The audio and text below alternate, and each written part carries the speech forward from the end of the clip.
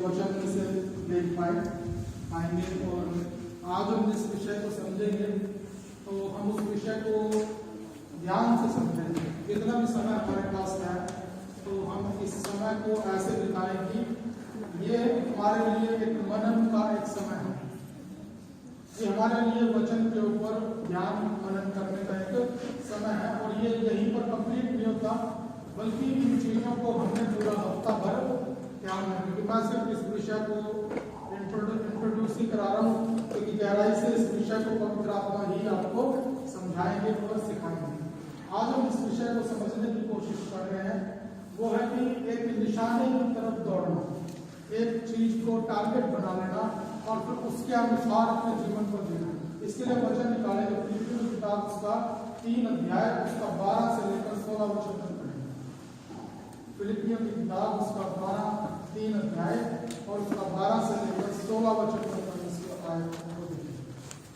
यह मतलब नहीं कि मैं पा चुका हूँ या सिद्ध हो चुका हूँ, पर उस पदार्थ को पकड़ने के लिए दौड़ा चला जाता हूँ जिसके लिए मसीह यीशु ने मुझे पकड़ा था।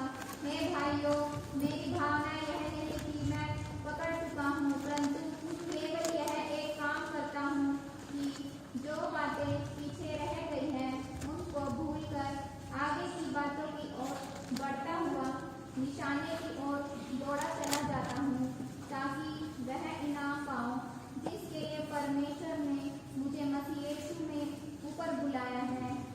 हम में से जितने सिद्ध हैं यही विचार रखें, और यदि किसी बात में तुम्हारा और ही विचार हो तो परमेश्वर उसे भी तुम पर प्रकट कर देगा। इसलिए जहाँ तक हम पहुँचे हैं उसी के अनुसार चलें। पवित्र वचन के अंदर प्रभु दास पौलुस हमें कहता है कि मैं एक निशाने की तरफ दौड़ा चला जा रहा हूँ। वो हमारे लिए परमेश्वर का वचन गवाही देता है कि पौलुस अन्य जातियों के लिए उद्धार का द्वार है। यीशु मसीह ने क्या बोला? भेड़शाला का द्वार मैं। फिर ये भी आगे कह रहा है कि मैं कौन हूँ? अन्य जातियों का क्या हूँ? उद्धार के लिए अन्य जातियों का द्वार। ये कौन है? ये पौलुस है, क्योंकि परमेश्वर का सुसमाचार आत्मा के द्वारा पौलुस को सौंपा गया और फिर पौलुस ने इसे यहूदियों में प्रचार किया, इस्राएल में प्रचार किया, और जब उन्होंने इसका ग्रहण नहीं किया तो फिर वो उन्हें छोड़कर उनके साथ चला गया जिन्होंने उसे ग्रहण किया। हालेलुया। जब यहूदियों ने उसकी ना सुनी परंतु अन्य जातियों ने उसकी सुनी और उसके वचन को बड़े आदर से ग्रहण किया, तो पौलुस कह रहा है कि अब से मैं किनके पास जाऊंगा?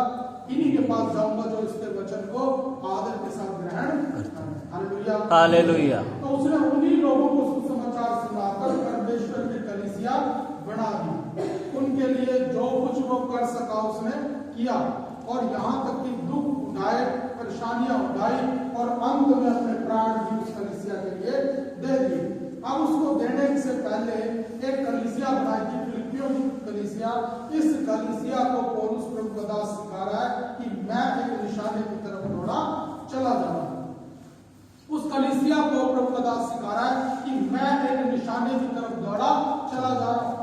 यह एक बड़ी खास बात है जो पूरी फिलिप्पियों की किताब और उसकी सेवकाई के बीच में हमारे लिए एक प्रकाश का काम कर रहा है। इस वचन को समझे किस तरीके से वह बोलता है, कह रहा है ऐसा नहीं है कि मैं पा चुका हूं। कई बार हम पौलुस के मुकाशनों को देख के, उसके तजर्बों को देख के, उसकी नॉलेज को देखकर, उसकी सेवकाई को देखकर, उसकी सेवकाई में होने वाले परमेश्वर के कामों को देखकर और उसके द्वारा होने वाले प्रकाशन के प्रकटीकरण को देखकर और उसकी परमेश्वर के साथ जो रिलेशनशिप है उसे देखकर हम सोच सकते हैं या वो भी कह सकता है कि मैं परमेश्वर को पा चुका हूं। मगर इतना सामर्थ्य रूप से पवित्र आत्मा के हाथ में इस्तेमाल होने वाला सेवक भी क्या बोल रहा है? कह रहा है कि ये मतलब नहीं है कि मैं पा चुका हूं, परंतु मैं उस दौड़ में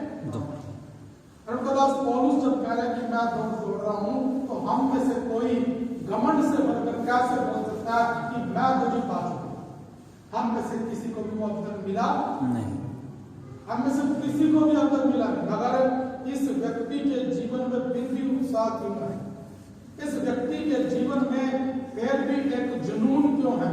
ये व्यक्ति दूसरों से बढ़ के कैसे प्रभु के पीछे मजबूती से चल रहा है, इस व्यक्ति के जीवन में ज्यादा पवित्रताई कैसे है, इस व्यक्ति के जीवन में ज्यादा प्रकाशन क्यों है, इस व्यक्ति के जीवन में चंगाई के काम ज्यादा क्यों है, इस व्यक्ति के जीवन में पवित्र आत्मा का प्रकटीकरण ज्यादा क्यों है, क्योंकि इस व्यक्ति ने अपने जीवन में एक निशाना बनाया है। ये जब दौड़ता है तो कहता मैं बिना निशाने के दौड़ता नहीं हूं। मैं कह रहा कि हवा में ऐसे ही लात कूद के मारने वाला व्यक्ति नहीं हूं। कह रहा मैं ऐसे नहीं लड़ता जैसे कोई हवा पीटते हुए लड़ता है। कह रहा मैं एक निशाना बनाकर उसके अनुसार दौड़ना शुरू करता। आज मेरे और आपके जीवन में कई बार हम उत्साह से नहीं भरे हुए, मसीह जीवन को जीने को लेके वो उत्साह जो है वो कम होता जा रहा है। पवित्र वचन क्या बोलता है इस पौलुस के जीवन से हम इस बात को सीख सकते हैं कि ये पौलुस कैसे उत्साह से भरा। क्या इसको सारे जन सपोर्ट कर रहे थे? इसी की कलीसिया गाली पौलुस को क्या है बातचीत करने की उसको थोड़ी समझ थोड़ी कम है। और उसी समय गलातियों कलीसिया को बनाया और तुरंत वो दूसरे सुसमाचार की तरफ फिर भी गए। कितना सामर्थ्य प्रभु का दास पिछले हफ्ते में मैं देखा था कि वो कह रहा है कि मेरे पास ऐसा कोई और एक ही है, बस कौन है? इतना सामर्थ्य प्रभु का दास, और बंदा सिर्फ कितने ले रहा है? एक बंदा ले रहा है जो कि क्या कर सकता है इस कलीसिया की देखभाल ठीक से कर सकता है। कितना सामर्थ्य प्रभु का दास होने के बाद भी बंदे कितने हैं? आज हम जिस परमेश्वर के दास की बात करें, इतनी ज्यादा डिफीट्स के बाद भी ये व्यक्ति उत्साह से भरा प्रभु के लिए जीने मरने को भी ये किस कारण से हुआ, ये आज अपने जीवन के बारे में बता रहा है। कह रहा कि मैं लक्ष्य की तरफ दौड़ा चला, निशाने की तरफ दौड़ा चला जब इसके जीवन में क्या है एक लक्ष्य बना। ये लक्ष्य हमारे जीवन में क्या करना है, ये निशाना हमारे जीवन में क्या करना है। ये निशाना और ये लक्ष्य जो है हमारी ताकत को, हमारी कैपेसिटीज को क्या करता है फुल तरीके से यूज करने के लिए एक जुनून। हम कितना वजन उठा सकते हैं कब पता लगेगा? जब किसी वजन को जब इससे पहले कुछ पता नहीं, जब पता लगेगा जब उसका वजन आप उठाने के लिए तैयार, और जितनी बार उसको प्रैक्टिस करोगे उतनी बार ये कैपेसिटी बढ़ती चली जाएगी। Hallelujah hallelujah hallelujah. जो लोग एक्सरसाइज करते हैं वो पहले 20 किलो वजन उठाते हैं, उसके बाद 25 फिर 30 फिर 35 फिर 40 ऐसे करते करते 1 क्विंटल तक भी कैसे लगातार उस चीज को करने से कीजिए। तो याद इस वचन की तरफ समझे, कह रहे कि मैं निशाना बनाकर दौड़ा चला जाता हूं। इस चीज को समझने के लिए एक एग्जांपल है। हम किसी से बोले कि भाई साहब आ जाओ मेरे साथ, क्या कर लो, बाहर चलते हैं बाजार में घूम के, बंदा क्या कहेगा? कहाँ जाएगा, है ना? कहाँ जाएगा, क्यों जाएगा, क्या काम है, कैसे करना? फिर कह रहे मैं चल कोई नहीं, तुझे चाय भी रास्ते में पिला दूंगा, फिर भी चल मेरे साथ। बंदा क्या कहेगा? मैं चाय अपने घर ही पी लूंगा, तू यहाँ से मैं नहीं आता। कह चल किराया भी मैं दे दूंगा, चल आजा मेरे साथ तो चल ले। अगर बिल्कुल ही मिल रहा होगा तो उठ के चल जाएगा, नहीं तो फिर क्या कहेगा? मैं तो खाली भी हूं तो अपने घर में आराम से बैठूंगा, कौन सर्दी में तेरे साथ में जाएगा। पर यदि आप उसको बोलो चलो अमेरिका लेके जाऊंगा तेरे को ग्रीन कार्ड फिर क्या बोलेगा? कल तेरे को चाय नहीं, ये जो घर बना हुआ है ये घर भी क्या कर तू ही लेंगे, ये घर भी तेरे नाम कर दूंगा, तू बोल पैसे तेरे को कितने। इन चीजों को समझो। जब तक दर्शन क्लियर ना, जब तक लक्ष्य क्लियर ना, जब तक किसी व्यक्ति को पिक्चर क्लियर नहीं होती तब तक वो किसमें रहेगा? उलझन में रहेगा। बिल्कुल फिर उसको बोलेंगे तेरे को काम नहीं है कोई घर में, नाना कोई काम क्या तेरे घर वाले परिवार वाले घर छोड़ पड़े, रिश्तेदार क्या कहेंगे? कर मैं नहीं सुनता किसी भी रिश्तेदार की, कर तेरी तबीयत ठीक नहीं है, कर कोई नहीं, चलते चलते अपना ठीक हो जाएगी, है ना? जो बंदा कभी बस में ना चढ़ा वो भी वही जहाज में चाबी मार के बैठ गया, चाहे वहां उसकी चिट्ठी नहीं करती, फिर भी वो वहां पे जाके बैठ गया, क्योंकि उसका निशाना को लिया। उससे पहले जब आप कह रहे थे चला जाओ मेरे साथ बाजार में चले, वो आपके साथ बाजार में जाने को तैयार नहीं था, आपको साथ थोड़ी दूर कुरुक्षेत्र तक जाने को तैयार नहीं था। मगर जैसे ही लक्ष्य क्लियर हो, निशाना क्लियर होता है, दर्शन क्लियर होता है, उसी समय कैपेसिटी से बाहर होकर भी व्यक्ति काम करना शुरू करता है। ना सिर्फ अपनी कैपेसिटी भर प्रयास करेगा बल्कि उससे भी बढ़ के प्रयास करेगा। क्यों? क्योंकि अब विजन क्या हो गया क्लियर, अब चीजें क्या है वो समझ में आ गई, और उसने क्या अनुभव कर लिया कि अब ये चीजें मेरे क्या है, लाभ की। हालेलुया। ये चीजें मेरे लाभ की। तो प्रभु का दास पौलुस क्या कह रहा है, कह रहे मैंने उन चीजों को जो मेरे लाभ की थी हानि समझ, संसार में जो चीजें उसके लाभ की थी उन्हें उसने हानि समझ लिया। क्यों हानि समझ लिया? क्यों हानि समझ लिया? क्योंकि यदि इन चीजों के चक्कर में पड़ा रहा तो जो आने वाला राज्य है वो हाथ से चला जाएगा। इसलिए उसने क्या कर लिया, एक निशाना बना लिया, एक टारगेट बना लिया, और उस टारगेट की तरफ दौड़ता हुआ अब क्या कर रहा है, चला था। अब इस टारगेट की तरफ दौड़ते दौड़ते उसके जीवन में जो चीज वजन बन रही थी वो छोड़ते हुए आगे निकलता था, और इतना स्पीड से चला जी आज हम उसकी किताबों को पढ़ रहे हैं। आज हम उसकी किताबों में से पढ़ के अपने मसीही जीवन को थोड़ा सा व्यवस्थित कर रहे हैं। आज परमेश्वर की शक्ति को जो इस वचनों के द्वारा हमारे जीवन में आती है उसे अनुभव कर रहे हैं। ये कैसे हो सका? क्योंकि एक व्यक्ति ने तय किया कि अपने जीवन में क्या करेगा, एक निशाना बना के चलेगा। प्रभु के पीछे कैसे चलेगा? बेनिशाना नहीं, बिना लक्ष्य के नहीं, परंतु एक लक्ष्य बना के प्रभु के पीछे पीछे अपने जीवन को जीते हुए आगे बढ़ेगा। ये क्या करेगा, मैं अभी तक पाया नहीं, मैं अभी तक पाया नहीं। एक और इसमें खास बात है, उसे समझने की कोशिश करेंगे। हम में से जितने सिद्ध हैं यही विचार रखें, और यदि किसी बात में तुम्हारा और ही विचार हो तो परमेश्वर उसे भी तुम पर प्रकट करता है। कई बार मुझे लगता है कि इस दौड़ में जब हम दौड़ेंगे, इस प्रभु के पीछे मसीही दौड़ के अंदर जब हम दौड़ेंगे, हमसे कुछ गलती ना हो। कई बार हम गलत चीजों को सही मान के चल रहे होते हैं, कई बार गलत शिक्षाओं को लेकर सही तरीके से चल रहे होते हैं, कई बार गलत विचारों को लेकर सही मार्ग में चल रहे होते हैं। तो अब इस चीज की जिम्मेदारी कौन ले रहा है? पवित्र वचन कह रहा है यदि किसी का कोई दूसरा विचार जो उस रास्ते से मैच खाता नहीं है, कह रहे उसे पवित्र आत्मा परमेश्वर उसके ऊपर प्रकट करता है। आप चिंता न करें, आप चिंता न करें। कई बार कोई वचन समझ नहीं आता, कई बार कोई वचन पूरा करने में हमारी कैपेसिटी कम रहती है, मगर हमारा जुनून क्या है, हमारा लक्ष्य क्या है, हमारा निशाना क्या है, मैं इस रास्ते को छोड़ूंगा नहीं, मैं इस लक्ष्य को प्राप्त करके ही मानूंगा। मैं तो मेरे जीवन के अंदर कुछ ही क्यों ना हो जाए, मैं इस लक्ष्य को तो पा के रहूंगा। हो सकता है विचार दूसरे, अब परमेश्वर उन विचारों को हमारे ऊपर प्रकट करेंगे, और ना सिर्फ प्रकट करेंगे बल्कि उन विचारों को सही भी करेंगे। एग्जाम्पल कौन से हैं? पौलुस एक बड़ा एग्जाम्पल है। पहले किसकी सेवा कर रहा था? किसकी सेवा कर रहा था? परमेश्वर की सेवा कर रहा था। पहले भी परमेश्वर की सेवा कर रहा था, और बाद में भी किसकी सेवा करी? परमेश्वर। पहले वो किस रीति पे कर रहा था? पुराने भागवतों की रीति पे। अब वो किसकी रीति पे कर रहा है? यीशु मसीह की रीति पे, विश्वास की रीति पे। अब उसने सेवकाई, दोनों कंडीशन में उसकी जो आस्था थी, उसका जो विश्वास था, वो परमेश्वर के ऊपर दृढ़ था।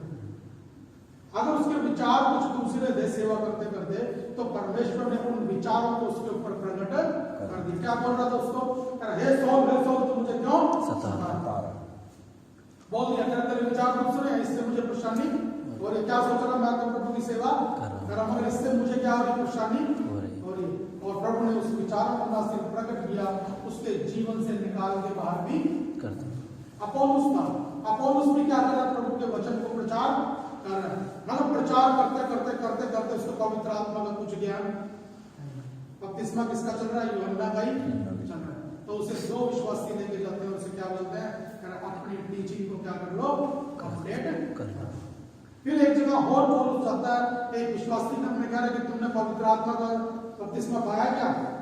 पवित्र आत्मा का बपतिस्मा ये क्या होता है? इसकी तो हमने कभी चर्चा भी नहीं। यीशु मसीह के नाम से बपतिस्मा लिया, ना लिया, यूहन्ना का बपतिस्मा लिया। प्रभु का वचन उसके जीवन में, उसके विचार क्या थे, अलग थे, उस रास्ते से मैच खाने वाले नहीं थे, मगर सेवक वहां पर पहुंचता है। कौन? वो बिलाचर आए थे, परमेश्वर ने उनके ऊपर उन विचारों को क्या कर दिया, प्रकट कर दिया और उन्हें उस दुविधा से, उस कंफ्यूजन से, उस गलत सोच से, उस गलत शिक्षा से खुद खींच के बाहर लेके आए। तो इसलिए प्रभु के लोगों को चाहिए कि वो क्या करें, एक निशाना बनाकर, एक लक्ष्य बनाकर, एक टारगेट बनाकर प्रभु के रास्ते में आगे आगे बढ़े। क्यों? क्योंकि प्रभु का आगमन जो है वो क्या है, नजदीक।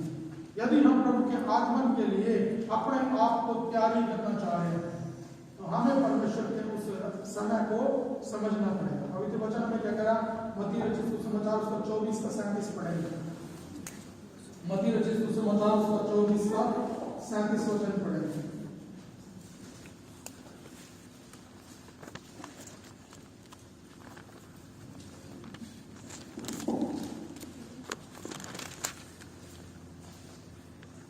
जैसे नूह के दिन थे वैसा ही मनुष्य के पुत्र का आना भी होगा। हाँ जी, जैसे नूह के दिन थे वैसे ही मनुष्य के पुत्र के आने के दिन भी। नूह के दिन कब थे? धरती में कब थे? अरे ये तो बहुत पुरानी बात है। कितनी पुरानी बात है कि धरती भी खत्म होगी। कितनी पुरानी बात है। अगर पवित्र वचन क्या कह रहा है, जैसे उन दिनों की हालात थे वैसे ही हालात प्रभु के आगमन के दिनों के भी। जब परमेश्वर ने आदम को भूमि की मिट्टी से रचा और उसे बागेदन के अंदर रखा, उसके बाद उसने पाप कर दिया। पाप करने के बाद उससे बाहर निकल गया, तो अब उनके पास कोई किताब नहीं। अब उनके पास कर परमेश्वर उनकी आंखों की ओट में रह गया। अब उन्हें क्या करना था, जो उसके विवेक के अनुसार उसके जीवन के अंदर गाइडेंस आएगी, उसी विवेक के अनुसार उसे प्रभु के पीछे अब चलना है। शेख भी कैसे चला, उसके विवेक में परमेश्वर की जो आवाज आती थी उसी के अनुसार वो क्या करा, विश्वास ही से वो क्या करके लेके आया और उत्तम भेंट उसके सामने लेके। हाबिल जो है विश्वास के द्वारा उत्तम भेंट, कैन से उत्तम भेंट लेके आए। अपने विवेक के अनुसार लोग क्या करते थे, अपने विवेक में परमेश्वर की आवाज को अनुभव करते थे। उसके विवेक में अगुवाई होती थी कि ये काम करना ठीक है, ये काम करना गलत है, तो उसी के हिसाब से वो क्या करते थे, फैसला लेते थे कि भाई हाँ अब मैं ये काम करूंगा या मैं ये काम नहीं करूंगा। उसके बाद क्या होता, जब मुश्किल परिस्थिति आती थी फिर भी वो उसी परिस्थिति वचन के ऊपर बने रहते थे। जैसे कि उसके बाद हम चले अनोख के विषय में पढ़े। अनोख क्या क्या जीवता परमेश्वर के साथ उठा गया। क्यों? क्योंकि वो परमेश्वर के साथ साथ चलता था। क्या संसार नहीं था, क्या उसके पास उसका परिवार नहीं था, बच्चे नहीं थे, बहुत कुछ था, मगर फिर भी उसने संसार को छोड़ के अपने परमेश्वर के साथ चलना ज्यादा उत्तम समझा। यहाँ तक कि इतना करीब चलता रहा कि परमेश्वर उसे जीवता ही उठा के अपने साथ एलिया के साथ। आज जिस परमेश्वर के वचन में हम इन बातों को समझ रहे हैं, ये हमें तैयारी को करने के लिए मदद करेगा कि हम प्रभु के आगमन पे अपने आप को कैसे तैयार करें। क्या जो नूह जिस दौर में था उस दौर में किताबें नहीं थी। उस दौर में परमेश्वर के लोग अपने विवेक के द्वारा और परमेश्वर के उस फैसले के द्वारा जो इच्छा शक्ति उनके अंदर थी उसके द्वारा प्रभु के पीछे चल रहे हैं। अपने विवेक के द्वारा अपने अंदर उनको अगुवाई होती थी और उसी अगुवाई पर दृढ़ बने हुए उसकी बात को मानते हुए पक्के तरीके से चलते थे। यहाँ तक कि किसी भी हालात में समझौता नहीं करते थे। उनके पास कोई वचन नहीं है जी, कोई सेवक नहीं है, उनको स्वयं ही इन चीजों को मैनेज करना पड़ेगा। प्रभु का वचन बताता है कि उस समय के बाद क्या हुआ, धरती के ऊपर जितने लोग थे वो सब के सब करप्ट हो गए। क्या लिखा वचन में, कह रहा कि मनुष्य के हृदय में जो कुछ उत्पन्न होता है वो सब क्या है, बुरा है। फिर इसके बाद कह रहा है परमेश्वर का आत्मा उनके साथ सदा वाद विवाद करता ना रहे और उनकी उम्र जो है उससे कितनी होगी, 120 साल। अचानक से लोग जो है 120 साल की उम्र में आके मरने शुरू हो गए। पहले कितने में जाके मरते थे, कितने में जाके मरते थे, 800 900। कोई 800 जी रहा है, कोई 700 जी रहा है, कोई 600 जी रहा है, कोई 400 जी रहा है ना, कोई 500 जी रहा है। मगर अब क्या हो गया, अचानक से 120 आते आते कहानी 120 आते आते कहानी अभी भी जो उनकी अंकी पूरी। उसको ये बात समझ में नहीं आई कि आदम तो 930 साल जिया और उसके बाद बड़े 950 जी, कोई 700 जी रहा है, कोई 600 जी रहा है। फिर आज अब क्या होगा कि अब 120 भी क्रॉस नहीं होता। इस बात को सोच के किसी का दिमाग काम करता नहीं। अगर नूह के दिनों में क्या हुआ था, इस बड़ी घटना के ऊपर भी लोगों का ध्यान गया, उन्होंने मन फिराव के लिए तैयारी करी नहीं। आज भी क्या हो रहा है, आज 120 तो कोई ही पकड़ता है। जो 120 पकड़ता है उसके उस पे पकवाने पूरे लगा के और बैंड बाजा बजा के उसको बड़े आराम से बरात से निकालते हुए लेके जाता है ना जी। क्योंकि 120 साल क्या कर लिया, 120 वाला तो कोई आजकल है नहीं कर। 117 साल का वर्ल्ड रिकॉर्ड है। चाइना की एक लेडीज है, वो 117 साल उसकी हाईएस्ट एज है। आज हम जिस वचन को पढ़ रहे हैं वो वचन नूह के समय में था, और नूह के समय में बड़ी घटना घटी थी। कारण लोग धरती पे बढ़ने लगे और उम्र कितनी होगी, 120 साल। पहले लोग 600 700 साल के भी जी रहे थे, तब भी लोग कितने बढ़ रहे थे, मगर आप उम्र कम भी कर दी तब भी लोग धरती पे क्या हो जा रहे, बढ़ते जा रहे। आज भी क्या हो रहा है जी, लोगों के जीवन की आयु क्या होगी, कम होगी, फिर भी आबादी कितनी बढ़ती जाएगी। लोगों की उम्र कम है फिर भी आबादी बढ़ती है। बाहर में तो भीड़ ही भीड़ नजर आएगी, सड़कों पे, बाजारों में और जगह पे, घरों में तो भीड़ ही भीड़ नजर आ रही। और लोग कैसे जा रहे हैं, कोई 60 में, कोई 70 में, कोई 50 में, कोई 10 20 30 40 50, हर एक मुकाम पे लोग जाने शुरू हो जा रहे हैं, मगर अभी भी लोगों की आंखें खुलती नहीं है। परमेश्वर 120 साल बनाए थे, अब 60-70 पे भी आके बस हो जा रही है। इन बातों को समझे जी, जो परमेश्वर का वचन कह रहा है, जो उनका वचन कह रहा है, प्रभु के आगमन के दिनों में भी ऐसा ही होगा। लोग धरती पे बहुत बढ़ेंगे मगर आयु क्या हो जाएगी, बहुत थोड़ी हो जाएगी। प्रभु का वचन कह रहा है कि कोई 70-60 जिएगा, अगर ताकत है तो खाना पीना है तो 70 भी ताकत, खाने पीने के द्वारा फिर लोग जीवन को धीरे धीरे 120 तक जाते नहीं है। आज इन वचनों को समझेंगे, ऐसा ही आज फिर दोबारा वो दौर आ गया है। उसके बाद क्या हुआ था जी, कह रहे कि उनके मन में जो कुछ उत्पन्न हो रहा था वो क्या था, बुरा था, और वे लोग पवित्र आत्मा को शोकित कर रहे थे। और उसके बाद क्या था जी, इनको नष्ट करने का सवाल परमेश्वर के सामने आया। क्यों, मैं इनको बना के क्या कर रहा है, पछतावा। आज अगर हम इंसान की दशा को देखें, क्या परमेश्वर ने ऐसा इंसान बनाया था, क्या परमेश्वर ने ऐसा इंसान बनाया था, बिल्कुल भी, बिल्कुल भी ऐसा इंसान परमेश्वर ने बनाया नहीं। परमेश्वर जो इंसान बनाया था वो उसकी समानता में था और उसके स्वरूप में। इस पक्षियों पे, चिड़ियों पे, जानवरों पे, मछलियों पे, हर एक चीज के ऊपर अधिकारी इंसान बनाया और इन सब चीजों को अपने कंट्रोल में करके चलाने वाला इंसान बनाया। आज इंसान इनको कंट्रोल करने की बजाय खुद ही इनके कंट्रोल में होकर अपने जीवन को जी रहा है, घसीट रहा। किसी को बोला क्या कर रहे हैं, बस वक्त काट रहे, ऐसे बोलते हैं, टाइम को काट रहे, रोज एक दिन बीत जा रहा है। क्या परमेश्वर ने ऐसा इंसान बनाया? ऐसा इंसान बिल्कुल भी बनाया नहीं। कि इंसान रोगों में दुखी हुए, ऐसा बिल्कुल नहीं बनाया।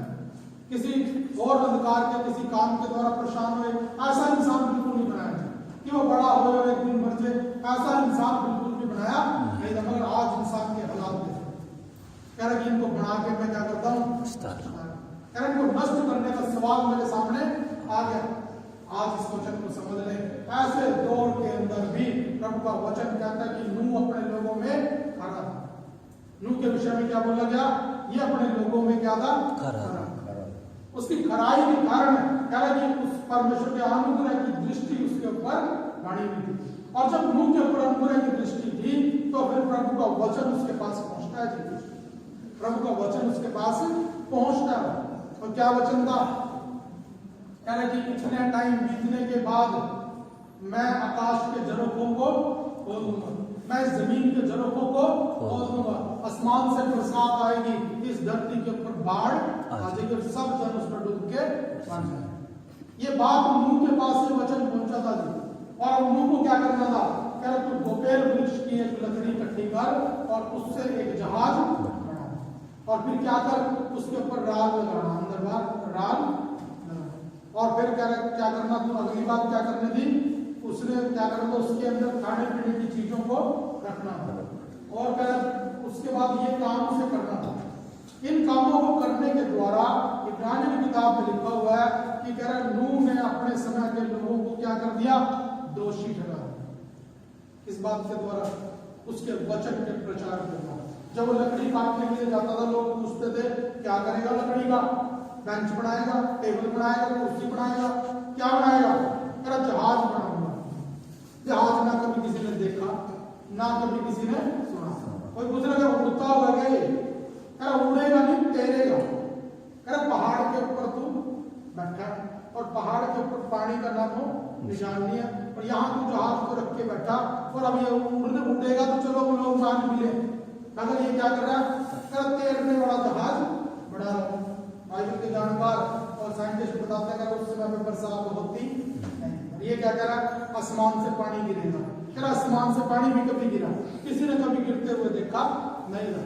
अगर उस समय में नूह क्या कह रहा, परमेश्वर आसमान से पानी गिराएगा और झरोखों को खोलेगा और इतना पानी हो जाएगा कि यह सब जन डूब के बचे, पहाड़ भी उस पानी के नीचे डूब जाएंगे। लोगों ने उसका मजाक उड़ाया, तू लकड़ियां क्या कर रहा है, बर्बाद कर रहा है, तू लकड़ियां बर्बाद कर रहा है, तू कुर्सी बना, मेज बना, टेबल बना, मंजे बना, कुछ भी बना, तू जहाज के अंदर क्यों लकड़ियों को लगा रहा, क्या कारण है इसके पीछे? तेरे को और कोई वेस्ट करने के लिए नहीं मिला। आजकल क्या लगा हुआ है, कह रहे कि तुम कागज ज्यादा यूज ना करो। किसी ने देखा वो बड़े कागज को ऐसे मोड़ मोड़ के फेंकते हैं, बाद में करते हैं, कह रहा कि पेज में कागज को कम यूज करो, इससे पेड़ बचेंगे, है ना, पानी को व्यर्थ ना बहाए, है ना, ऐसे ऐसे स्लोगन है। इसी तरीके से लोग इसके पीछे पड़े हुए, तो क्या कर रहा है, लकड़ी की बर्बादी कर रहा है, लकड़ी की बर्बादी कर रहा है। फिर खाने पीने की चीजों को क्या कर रहा है, उस जहाज में इकट्ठा करके रख रहा है। ये क्या था, उस समय के लोगों के लिए बड़ी आश्चर्य की बात थी। और इस लकड़ी को जब तोड़ के लेके आता था, तो मैं समझता हूँ प्रभु का वचन कहता है दूसरी किताबों में, लोगों ने नूह के ऊपर पत्थरबाज करने की कोशिश करी। क्यों? क्योंकि शायद उस पेड़ को लेकर उनकी मान्यता कुछ अलग हो सकती है, जिसके कारण मुंह से लोग क्या हो गए, नाराज हो गए। लोग मुंह से नाराज हो गए, तो हमारा पेड़ काटता है जी, ये तो पेड़ हमारे लिए बड़े आदर की चीज था, और ये काट के कंधे पे रख के काम लेके जा रहा, अरे मैं इसका क्या करूँ, जहाज बना। कोई दवाई भी नहीं बना रहा उसकी, कोई इसके पास जनरल रीजन नहीं है। ये क्या कर रहा है, जानबूझ के हमारे बेटे को खराब कर रहा है। एक बहुत बड़ा विचित्र परिस्थिति के अंदर नूह पड़ गया। उसके पास एक बहुत बड़े विचार थे कि वो इस सेवकाई से, इस प्रचार से पीछे हटे, क्या नहीं थे। सिर्फ 8 लोग पूरी धरती के ऊपर एक बात को लेकर सहमत है, इस बात को लेकर कि परमेश्वर एक दिन बाहर ले आएगा और सब जन उसमें नष्ट हो जाएंगे। बाकी जन के लिए क्या है, मजाक है। बाकी जन के लिए क्या है, साधनों की वेस्टेज है।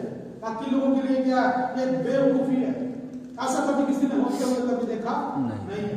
मगर आज की डेट में कलीसिया को देख लो जी, आज कलीसिया क्या कह रही है, आसमान से क्या गिरेगी, आग गिरेगी, और वो आग क्या करेगी, सब चीज को जला के नाश कर देगी। और कह रहे यहाँ पर कोई जीवन बचेगा नहीं, कर हर एक जीवित प्राणी जिसने लोगों को विश्वास नहीं किया वो नष्ट होकर मिटेगा। क्यों क्यों ये चीजें होंगी? क्योंकि ये परमेश्वर का वचन है, ये परमेश्वर का वचन है। आज कलीसिया के लोगों को क्या कहा जा रहा है, क्यों चर्च बना रहे जी, क्यों तुम सेवकाई में जा रहे जी, क्यों सब कुछ छोड़ छाड़ के इधर उधर घूम रहे हो जी, तुमने तो ये भी छोड़ दिया, तुमने वो भी छोड़ दिया, अब तुम ये भी नहीं करते, अब तुम वो भी नहीं करते, तुम पागल हो क्या? कोई रिश्तेदार नहीं आता, कोई जानकार नहीं आता, सब लोग उल्टा सीधा बोल बोल के इनको तंग कर रहे हैं। क्यों? क्योंकि ये अपने आप को बचाने की कोशिश कर रहे हैं, किससे, आने वाले उस प्रकोप के दिन से। कह रहे मलाकी की किताब के अनुसार, कह रहे कि वो धार्मिकता का सूर्य उदय हुआ और उस दिन सारे अधर्मी लोग, पापी लोग, कह रहे अनाज की कुंडी बढ़ जाएंगे, सब जल के नाश हो जाएंगे। अब उस दिन से बचने के लिए कलीसिया अपने आप को तैयार कर रही है। मगर इसकी तैयारी को क्या कहा जाता है, कह रहे ये टाइम वेस्ट है, ये पैसा वेस्ट है, पता नहीं क्यों लगे हुए दुनिया के बारे में उल्टा सीधा विचार कर रही है। मगर पूरी धरती पे नूह के दिनों में केवल 8 लोग ऐसे थे जो इस सेवकाई से सहमत थे, बाकी सब कौन थे, इनके विरोधी थे। बाकी सब लोग कौन थे, इनके विरोधी थे। पूरी दुनिया के अंदर सिर्फ 8 लोग एक साइड और पूरी दुनिया दूसरी साइड। इस बात से क्या फर्क पड़ा, इस बात से ये फर्क पड़ सकता था कि नूह अपने विश्वास से फिर जाए। आज कई बार अपने गाँव में खेले होते हैं, कई बार अपने शहर में खेले होते हैं, कई बार हमारे जीवन के अंदर ऐसी परिस्थितियां होती हैं कि बहुत सारे लोग हमारे विरोध में, जो लोगों की संख्या ज्यादा है, हम कई बार उनसे दबने के हमारे पास 50 कारण है, हम उनकी बातों के साथ सहमत हो जाए, ऐसा वो सबूत करके हमें देते हैं। आसमान से आग गिरे जिसका सबूत हमारे पास नहीं है, मगर इसका क्या करना पड़ेगा? विश्वास करना पड़ेगा। जितने लोगों ने विश्वास किया वो कैसे हैं? बहुत थोड़े से लोग हैं। आज कलीसिया इस आने वाले प्रकोप का प्रचार करने के लिए इस जमीन के ऊपर मौजूद है जी, इस जमीन के ऊपर मौजूद है, और वो यहाँ पर रह के उस आने वाले समय की तैयारी कर रही है, खुद बचने की भी और दूसरे को बचाने की भी, खुद उस आने वाले उस प्रकोप से बचने की भी और लोगों को उस प्रकोप से बचाने की भी तैयारी करके बैठी है। दूसरी चीज, तीसरी चीज इसके अंदर क्या है? उसने भोजन वस्तुओं को क्या कर दिया? उस जहाज के अंदर इकट्ठा कर दिया। जो डिजाइन परमेश्वर ने दिया, ऐसे करके कमरे बनाना, फिर ऊपर भी एक और कोठरी बनाना, फिर उसकी खिड़की बनाना, उसका दरवाजा बनाना, वैसे ही उसने क्या कर दिया? समुद्र की किश्ती को बना दिया और उसके बाद क्या होता है? उसको भोजन वस्तुओं से भर दिया, भोजन वस्तुओं से भर दिया उसे। इसका मतलब क्या है? कि वहां पर जो लोग आएंगे उनके खाने पीने का इंतजाम किसे करना था? नूह को करना था। अब नूह को क्या करना था? फिर ये दोनों काम करने के बाद या तीनों काम करने के बाद जानवरों को भी पकड़ के लाना था, जानवरों को लाना था, जानवरों को लाने का काम नूह का, और नूह जो था अपना जहाज बनाने का काम था, लकड़ी लेके आएगा, जहाज को बनाएगा, उसको अच्छे से पॉलिश करके, फिर उसके बाद क्या करेगा? लोगों को इस बारे में गवाही देगा। लोग पूछते लकड़ी क्यों काट रहा है? अरे परमेश्वर ने ऐसे करके बोला, बाढ़ ले आऊंगा और सब लोगों को नाश करूंगा, अपनी बुराई से गिर जाओ, अगर भाग गया यहाँ से। चुप चुप के उसने क्या कर लिया? जहाज के काम को पूरा किया और सारे संसार को, उस समय के सारे संसार को उसने क्या कर दिया? दोषी ठहरा दिया। कि भाई मैंने तो सुसमाचार सुनाया था, मैंने तो बताया था कि ये संसार नष्ट हो जाएगा, तुम अपना बुरे कामों से मन फिरा लो, मगर उन लोगों ने मन फिराया नहीं। जब मन नहीं फिराया तो फिर ये सजा आ गई। अब कोई परमेश्वर को दोषी नहीं ठहरा सकता। अब इस व्यक्ति ने क्या कर लिया? जहाज तैयार कर लिया, सारे संसार में गवाही दे दी, अब उसके बाद उसको भोजन वस्तुओं से भर लिया। अब ये बड़े आराम से बैठा है। एक दिन आता है जब मथुशेलह की मृत्यु हो जाती है और उसके 7 दिन के बाद जब प्रलय का आना शुरू, जिस दिन मथुशेलह मरा उसी दिन से क्या होगा? जानवर भी उसके पास आने शुरू, जानवर आने शुरू हो। और वो जानवर कौन कौन से होंगे? कौन कौन से होंगे? अंदाजा लगाओ। शेर होगा, हाथी होगा ना, घोड़ा होगा, चूहा होगा, बिल्ली होगी, कुत्ता होगा, ये सारे जानवर उसके पास आए हैं। क्यों आ रहे हैं उसके पास? किसने बोला? परमेश्वर। परमेश्वर ने किसी जानवर से बोला कि तू कहाँ चला जा? नूह के जहाज में चला जा, नूह के जहाज में चला जा। सोचो, जिस तरीके से इंसानों के अंदर गवाही चल रही थी, उसी तरीके से जानवरों में भी क्या चल रही है? गवाही चल रही है। मगर उन जानवरों में से सोचो, एक शेर विश्वास कर लेता है, एक हाथी विश्वास कर लेता है, एक चिड़िया विश्वास कर लेता है, एक सांप विश्वास कर लेता है, एक खरगोश विश्वास कर लेता है, और कह उनमें से एक नर और एक मादा, एक मेल एक फीमेल, दोनों में से एक एक करके क्या वो जोड़े जोड़े करके वो अंदर आने शुरू हो। तो आज जब यीशु मसीह के पीछे हम चलने के लिए आए, यीशु मसीह ने क्या बोला? यदि तुम अपने माता को, पिता को, भाई को, बहन को, बच्चों को, कामकाज को, इसको उसको ऐप भी है, मैं जानू तो मेरे योग्य, और यदि कोई हर प्यार करके पीछे देखे तो मेरे योग्य नहीं। अब हम कहें ये तो जी बहुत बड़ी कंडीशन है, हम तो इसे पूरा करने में क्या है? असमर्थ है। तो नूह की किताब, नूह के समय के दिन, उत्पत्ति की किताब हमें शीशा दिखाती है। परमेश्वर ने यही काम पहले किसके ऊपर एक्सपेरिमेंट किया? जानवरों। ये टीका पहले किसको लगा? जानवरों को लगा, और वहां पे क्या हो गया? टीका पास हो गया। अब फिर ये टीका किसको लगाया? अब्राहम को लगाया। अब्राहम से क्या बोला? अपने कुटुंबियों को, अपने परिवार को, अपने सबको छोड़ के उस जगह पे चल जिसको मैं तुझे दिखाता हूँ। अरे कहाँ जाना बता दे, कर वो नहीं बताता, वो तू पहले क्या कर? बाहर निकल। कुछ नहीं बताया, कुछ नहीं दिखाया। और जब वहां पे पहुंच गया उसके बाद कह कि ये भी तुझे अभी मिलेगी। कितनी जबरदस्त बात है। कर यहीं पर बसाने के लिए तुम मुझे लेके आदम, ये मेरे हिस्से में तो कर नहीं, अभी नहीं मिलेगी, मिला नहीं, प्रतिज्ञा का देश अभी मिला नहीं है। उसके बाद यही काम किसे? इजराइल से किया कि अगर आ जाओ सीधे पहाड़ पे चल के अपने परमेश्वर की आराधना करेंगे। क्यों आराधना करने के लिए उनके पास चीजें नहीं थी क्या? मलेक देवता, रिकान देवता, मिस्रियों के कई देवता, अपने भी कोई देवता, एक दूसरे की पूजा कर रहे। इन चीजों में मिस्र में बड़ा अच्छे से जिंदगी जी रहे थे। अब ये मूसा आके कह रहा है चलो सीधे पहाड़ पे इब्राहिम का परमेश्वर, इसहाक का परमेश्वर, याकूब का परमेश्वर तुम्हें आराधना के लिए बुला रहा है। पूरा प्लान नहीं बताया कि तुम्हें कहाँ लेके जाऊंगा, उसके बाद कनान लेके जाऊंगा, बताया कोई?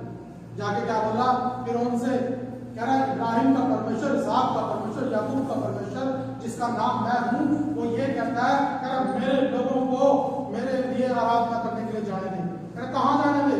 कह रहा 3 दिन की दूरी पे हम जाएंगे, परमेश्वर के लिए भेंट चढ़ाएंगे, फिर वापस आएंगे। सिर्फ 3 दिन के लिए दूर जाएंगे और फिर भेंट चढ़ाएंगे और फिर वापस आएंगे। क्या बोला कि मैं उनको लेकर कैसे के निकल दूंगा, ऐसे बोला गया? कह रहे कि सिर्फ सीने पहाड़ तक जाएंगे हम, क्या करें 3 दिन की दूरी पे पेट चढ़ा के वापस। मगर वहीं पर क्या होगी? लड़ाई शुरू होगी। अब इस्राएल निकलता है जी, क्या सोच के, चलो जी 3 दिन की यात्रा पे जाएंगे और फिर आराधना करेंगे और फिर वापस आ जाएंगे, क्या बात है? मगर वहां जाके रास्ते में पता लगता है, रास्ते में किधर से लेके मोड़ की गड्डी, अरे समुद्र वाली साइड चलो। समुद्र वाली साइड से समुद्र 2 बार किया, पार निकल गया, सीधे पहाड़ पे ले गया। अब यहाँ से तो मैं कहाँ लेके जाऊंगा? अरे कनान लेके जाऊंगा। प्लान रास्ते में क्या हो गया? चेंज हो गया। ये भी तो लोग थे जो कनान से छोड़ छाड़ के बाहर आ गए। उसके बाद यही बात किसके कह रहा है? यीशु मसीह। किसको कह रहा है? यीशु मसीह कलीसिया से कह रहा है, अरे क्या तुम जब तक अपने संसार को अप्रिय न जानो मेरे योग्य नहीं हो। हम कह रहे हैं सीधा हम पर हमारे ऊपर कितना बड़ा बोझ डाल दिया, हमसे ये उठेगा नहीं। तो प्रभु का वचन नूह के समय में उस जानवरों को लेके आएगा जिसकी चर्चा में शायद किताब में पढ़ते हैं। कह रहा यहोवा के पर्वत पर कोई किसी को दुख ना देगा। कह रहा शेर भी बैल के समान घूस खाया करेगा, रीछड़ी और गाय एक साथ ही चरा करेंगी। कह रहा छोटा बच्चा करात की बिल पे हिला करेगा और नाक को पकड़ के बाहर निकाल देगा, और कोई किसी को दुख नहीं दे रहा। ये जानवर कौन है? ये कौन है ये जानवर जो वहां पे घूम रहे हैं? कह रहे नूह के समय पे जिन जानवरों ने उस वचन को सुना था, जो प्रभु के वचन के कारण अपने झुंड को छोड़ के आए, जो प्रभु के वचन के कारण अपने स्वभाव को बदल के आए, जो प्रभु के वचन के कारण अपने क्लाइमेट को छोड़ के आए, उन सब परिस्थितियों से बाहर निकल के वो किसकी तरफ जा रहे हैं? आप नूह की किस्ती की तरफ जा रहे हैं। क्या ये आसान रास्ता था? आसान रास्ता था? केवल उन्होंने ही तो वचन को ग्रहण किया, बाकी दूसरे जानवरों ने तो नहीं किया। वे अभी भी उनका रास्ता रोक रहे हैं, मगर फिर भी वो अपने सफर को तय करते हुए कहां तक पहुंचे? नूह की किस्ती में। प्रभु का वचन कह रहा है नूह किसी को लेने के लिए गया नहीं, मगर ये जानवर स्वयं उस नूह की किस्ती पे चढ़ने के लिए आए थे। प्रभु का वचन कहता है कि ये कौन से जानवर थे? ये जिन्होंने परमेश्वर के वचन को ग्रहण किया, और उन्होंने भी तो अपने माँ बाप को, अपने भाई बहन को, पत्नी को, बच्चों को, जो वो कर रहे थे उन सबको छोड़ के क्या फैसला किया? हम कहाँ जाएंगे? उस नूह की किस्ती में जाएंगे। क्यों? क्योंकि परमेश्वर का वचन हमारे कानों में पड़ा है। परमेश्वर का वचन हमारे कानों में पड़ा है कि ये संसार एक दिन क्या हो जाएगा? नाश हो जाएगा। हमें इस संसार के साथ नाश नहीं होना, हमें क्या करना? अपने इस जीवन को बचाना। इसलिए वो नूह के पास जाने के लिए उस वचन पर भरोसा करके आगे आए। आज हमारे सामने भी यही संदेश है कि परमेश्वर ने जगत से ऐसा प्रेम किया कि उसने अपना इकलौता पुत्र दे दिया, ताकि जो कोई उस पर विश्वास करे वो नाश ना हो परंतु अनंत जीवन पाए। आज हमारे सामने भी यही संदेश है। कह रहे कि हमें भी ये संदेश ऐसे ही सुनाया गया। कह रहे यदि हम भी इसे विश्वास के द्वारा ग्रहण नहीं करेंगे तो उन्हीं के समान नष्ट भी हो जाएंगे। आज पवित्र वचन हमसे कह रहा है कि जो जानवर आए थे सबसे पहले वचन को ग्रहण करके आए। दूसरे नंबर पर वो जो है अपना सब कुछ छोड़कर यीशु मसीह के पास, उसके नूह के पास आए थे, और उसके बाद अगर उन्होंने अपना पुराना स्वभाव छोड़कर नूह के पास आए थे।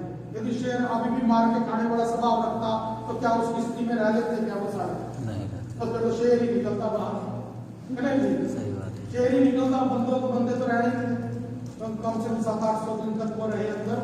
तो इन सारे दिनों के अंदर तो शेर सारों को खा के खत्म कर देता, मगर शेर ने क्या कर दिया? अपना झगड़ालू स्वभाव छोड़ दिया। और उसके बाद और सांप था, वो भी ऐसे डसने वाला स्वभाव, उसने भी अपना डसने वाला स्वभाव छोड़ दिया। चूहे ने भी अपना कुतरने वाला स्वभाव छोड़ दिया।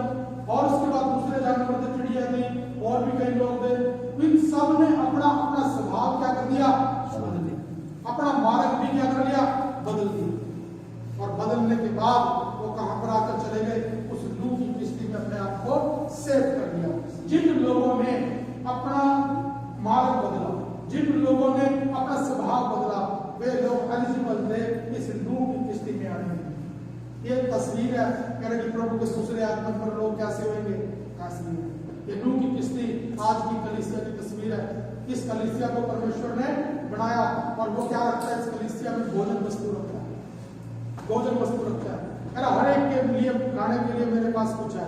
अगर प्रभु क्या खाने के लिए देते हैं, अच्छे विश्वासी को क्या खाने के लिए देते हैं, रोटी और दो दाल, है ना। और बुरे विश्वासी को, उसको भी रोटी और क्या कोई दूसरी फूड की है, कोई दूसरा फूड नहीं। जब प्रभु की मेज लगेगी तो सबके लिए एक जैसी, नए विश्वासी के लिए भी और पुराने विश्वासी के लिए, अच्छे विश्वासी के लिए भी और बुरे विश्वासी के लिए। किसी भी तरह का विश्वासी क्यों ना हो, यदि वो प्रभु से संगति करना चाह रहा है तो उसे मेज में एक ही फूड मिलेगा। जब नूह ने उस किश्ती के अंदर रखा तो कह रहा जानवर जो मर्जी हो जाए, मगर खाना वही मिलेगा जो नूह देगा। जो नूह देगा वही सबको खाना पड़ेगा। ये बात जो थी नूह की किश्ती के अंदर, ये खास बात थी। लोगों ने क्या कर दिया, अपने खाने पीने तक की आदतों को चेंज कर दिया। ये कौन दे, जानवर दे, इंसान नहीं दे, ये जानवर दे। इन जानवरों ने जो कलीसिया रूपी व्यवहार परमेश्वर का आत्मा आज मुझसे और आपसे चाह रहा है, ये पहले किससे करवा के देखा, जानवरों से करवा के देखा।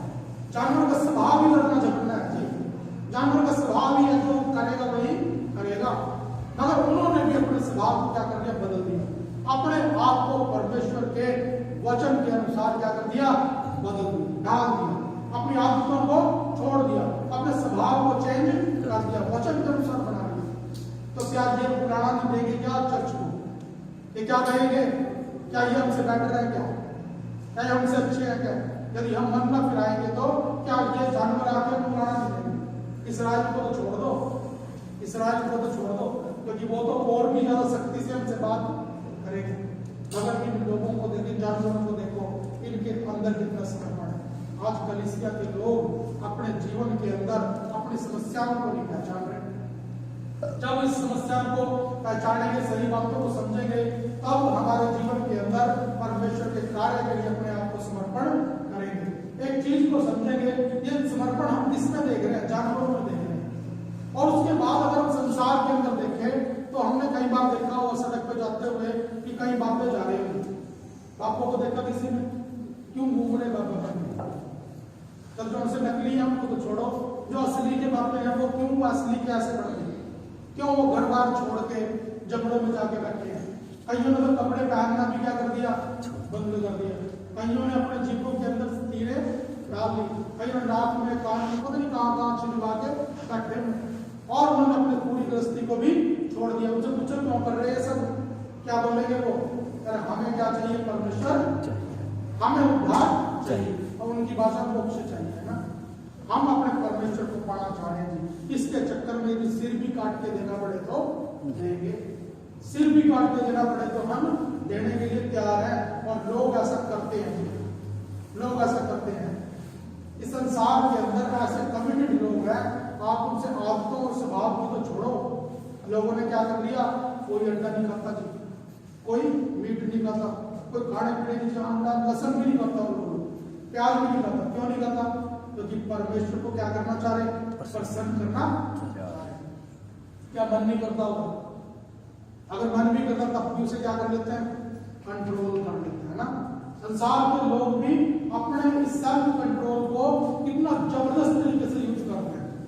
मगर प्रभु की कलीसिया जो जीवन पाई कलीसिया है, जो पवित्र आत्मा पाई कलीसिया है, जिनके लिए प्रभु नया यरूशलेम जो सोने और चांदी से बना हुआ है, चांदी तो कहीं नहीं, सोना ही है, और बहुमूल्य पत्थर है, इससे भी कीमती चीजें उसके अंदर लगाई हुई है। इसका अधिकारी बनाने के लिए चर्च को तैयार कर रहा है। और इनके अंदर कितना सेल्फ कंट्रोल, कितना ये प्रभु के वचन के कारण किसी चीज को छोड़ सकते हैं, कितना ये अपने स्वभाव को क्या कर सकते, छोड़ सकते हैं। ऐसे ऐसे मैंने आपको को अपनी जीभें भी काट ली थी, अपनी आंखों से देखना भी बंद कर दिया, अपने हाथ को कभी नीचे ही किया नहीं। कई लोग कभी बैठे ही नहीं, बिल्कुल ऐसे खड़े खड़े जन्म तक शरीर के अंग भी हम काम नहीं करते, उनका दिमाग भी सही से काम करता नहीं है। वो लोग पूरे संसार से अलग होके बिल्कुल ऐसे जंगलों में पड़े जानवरों की तरह, इसलिए क्योंकि परमेश्वर किसी तरीके से खुश हो गया। मगर क्या इन चीजों के द्वारा उनके जीवन की समस्या का हल हुआ? ये प्रभु का वचन जो पढ़ने वाले हैं उनके समझ में आए।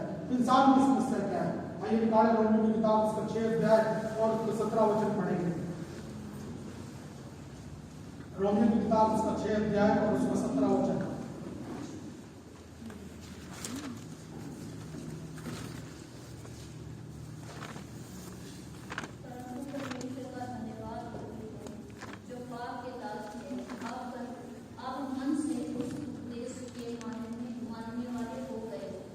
हाँ जी, बस यही मेन पॉइंट करना चाहिए कि इंसान जो है वो पाप की दास्तां में है। इंसान के अंदर क्या समस्या है उसकी कि वो पाप की क्या है?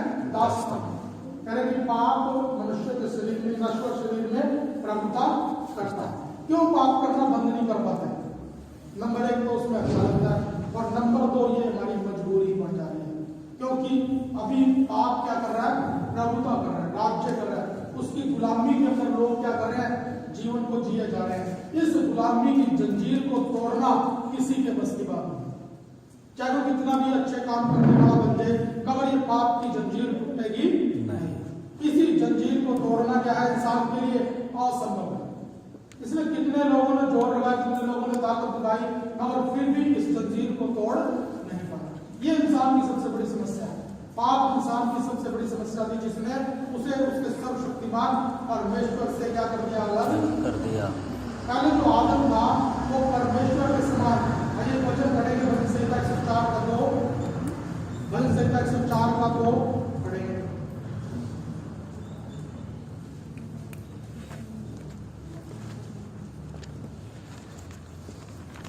जो उजियाले को चादर के समान ओढ़े रहता है और आकाश को तंबू के समान ताने रहता है। हाँ जी, परमेश्वर के विषय में क्या कह रहा है? परमेश्वर उजाले को चादर के समान ओढ़े रहता है। जब परमेश्वर को देखते हैं तो उसने कोई कुर्ता पजामा नहीं पाया हुआ था, उसने कोई पैंट कोट नहीं पाया हुआ, उसने कोई और कपड़े नहीं पाए हुए, बल्कि क्या किया हुआ है?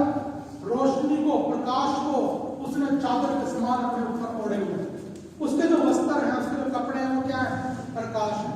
और सेम यही वस्त्र उसने किसको बनाए थे? आदम को और हव्वा को बनाए। सेम यही वस्त्र उसने उनको बनाए थे, और उसके अंदर से भी क्या रोशनी निकलती थी। जैसे सूरज को अगर देखें उसमें कुछ समझ नहीं आएगा, बस लाइट ही लाइट दिखेगी। इसी तरीके से आदम और हव्वा के ऊपर भी सेम यही क्लोथिंग थी। अब क्या फर्क पड़ गया? जैसे ट्यूबलाइट जल रही है तो अभी क्या है? इसका मतलब ये समझ लो परमेश्वर की समानता में और उसके स्वरूप में है। और अगर हम इसको भी बंद कर देंगे, अब ऐसे हो गए, क्या समझे? ये लाइट कहाँ चली गई? है ना?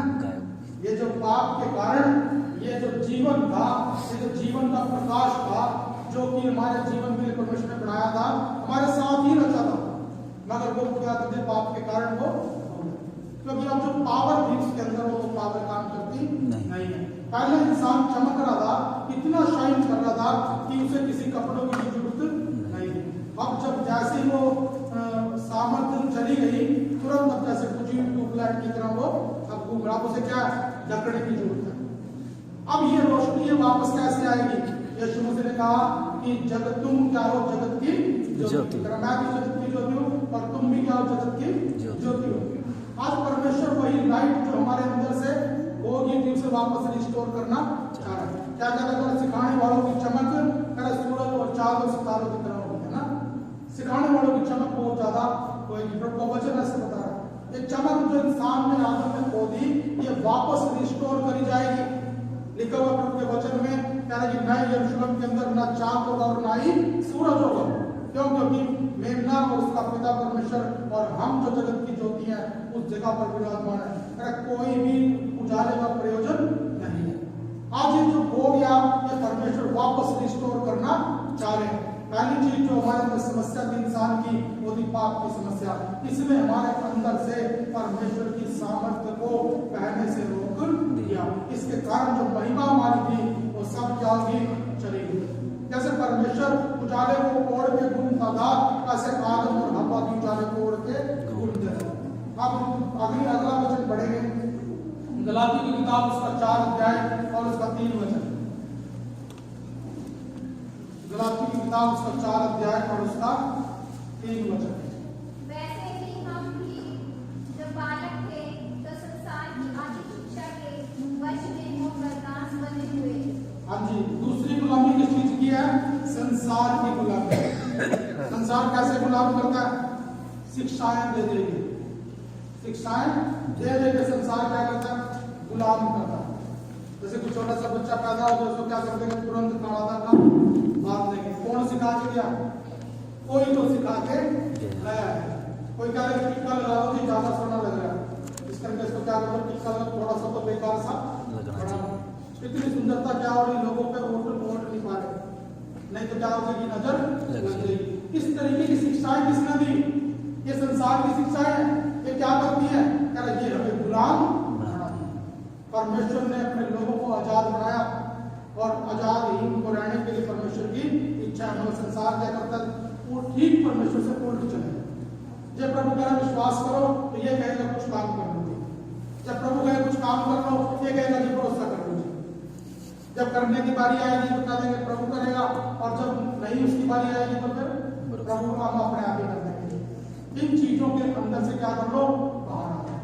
अब इस वचन से कह रहे हैं कि संसार के दास ना बनो, कि संसार क्या करता है, उल्टी सीधी शिक्षाएं देगा। उल्टी सीधी शिक्षाएं देगा तो क्या कर लोगे आप, उसकी गुलामी के अंदर चले जाओगे। यदि संसार की गुलामी से बाहर आना है तो उसकी शिक्षाओं के ऊपर रोक लगानी पड़ेगी। और ये भी चीज किसी के बस की बात नहीं। इस संसार की गुलामी से हटना भी किसी के बस की बात नहीं थी। और अगली चीज एक और वचन पढ़ेंगे, दूसरा पत्रस 2 अध्याय का 10 वचन पढ़ेंगे।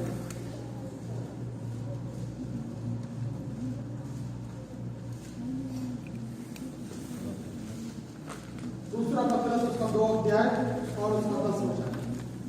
विशेष करके उन्हें जो अशुद्ध अभिलाषाओं के पीछे शरीर के साथ चलते और प्रभुता को तुच्छ जानते हैं, वे कीट और हड्डी हैं। हाँ जी, ये क्या है, दूसरी तीसरी गुलामी किस चीज में, शरीर की गुलामी। शरीर कैसे गुलाम बनाता है, अभिलाषाओं के द्वारा। उसके मन में अभिलाषाएं जगेंगी, फिर वो उसे पूरा करने के लिए अब कोई तरीका उसके सामने न सही है ना गलत है। बस एक बार क्या हो जाए, मेरी अभिलाषा पूरी होनी चाहिए, चाहे तरीका गलत है चाहे तरीका सही है। इस चीज के लिए गुलामी भी कहां से आ रही है, शरीर से। इस शारीरिकता से भी छूटना क्या इंसान के लिए नामुमकिन था। ये जिस चीज से भी लड़ते लड़ते लड़ते लड़ते लोगों ने क्या कर लिया, अपनी आंखों को तोड़ लिया जी, अपनी जबान को काट दिया जी, और अपने शरीरों को क्या कर लिया, बेकार कर लिया, अपने आप को दुख पहुंचा रहे हैं। कई लोग अपने आप को सैनिकों से पीटते हैं, कई ने सैनिकों के चक्कू भी लगा लिए, वो अपने आप को काटते और दुख पहुंचाते और नष्ट करने लगते। क्यों, क्योंकि शरीर की गुलामी इतनी भयंकर है।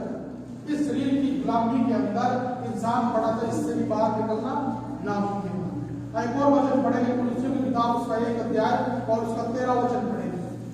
कुलुस्सियों की किताब उसका 1 अध्याय और उसका 13 वचन पढ़ेंगे।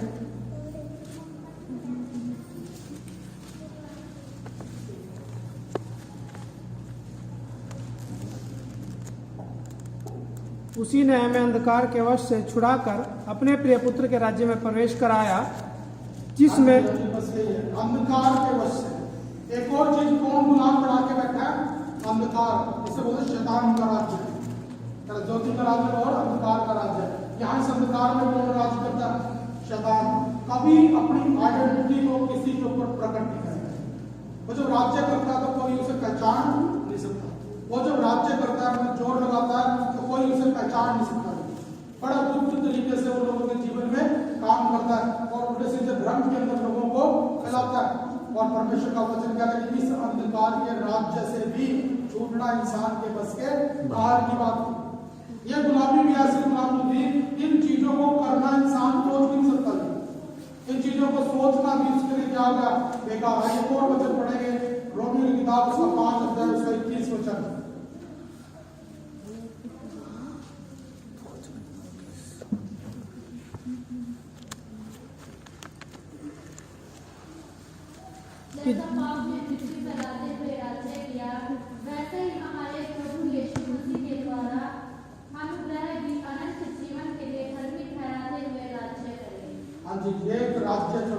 सारे के सारे राज्य, पाप का जो राज्य है, संसार का, शरीर का, अंधकार का, ये हमारे अंदर मृत्यु को फैलाया है। मृत्यु, मर जाना जो है इन्हीं के द्वारा इस संसार के जीवन के अंदर आया है कि ये सारी चीजें इसलिए करी जा रही ताकि इंसान अनंत जीवन न प्राप्त कर ले। जो परमेश्वर की समानता स्वरूप उसका है वो इसको पूरा लाभ ना उठा ले। इस कारण से अपना सारा जोर लगाता है। हमें तरह तरह की अभिलाषाओं में फंसाएगा, हमें तरह तरह के उल्टे सीधे कामों को प्रलोभन देगा, हमें हमारे शरीर की ऐसी एक्टिविटियों में उलझाएगा, गलत आदतों में डालेगा और उसके पीछे शैतान बड़ा छुप के अंधकार में हमारे ऊपर वार के तरफ पता भी नहीं लगता कि किस चीज से ठोकर आए। इसीलिए इन सब चीजों के कारण इंसान के अंदर मृत्यु जो है वो फैलती जा रही है। आज इसी दौर के अंदर कलीसिया को परमेश्वर ने रखा। इसी दौर में मुझे और आपको अनंत जीवन का वादा देके हमारी इस जगह पर रखा। कैसे नूह उस समय में था, उसके पास एक जगह थी जिस जगह में आके लोग इस जल प्रलय से बच सकते थे। ना सिर्फ लोग बल्कि वो जानवर भी इसमें आके बच सकते थे, मगर जो इंसान थे उन्होंने बचना नहीं चाहा। मगर किन्होंने बचना चाहा? जानवरों ने बचना चाहा। प्रभु का वचन कहता है कि उसने जगत से मूर्खों को चुन लिया, कह रहे उन्होंने उसने नीचों को, तुच्छों को, वरन जो है भी नहीं, कह रहे उन्हें परमेश्वर के राज्य में ग्रहण कर लिया। ये किसका तस्वीर है? ये वही तस्वीर तो है। जानवरों को कौन गिनता है? अगर किसी ने कोई जहाज बनाया और उसमें जान बच सकती है तो जानवरों के लिए कौन सी रिजर्व करता है? अगर परमेश्वर का तस्वीर यही है, कलीसिया को परमेश्वर ने ऐसे ही बनाया।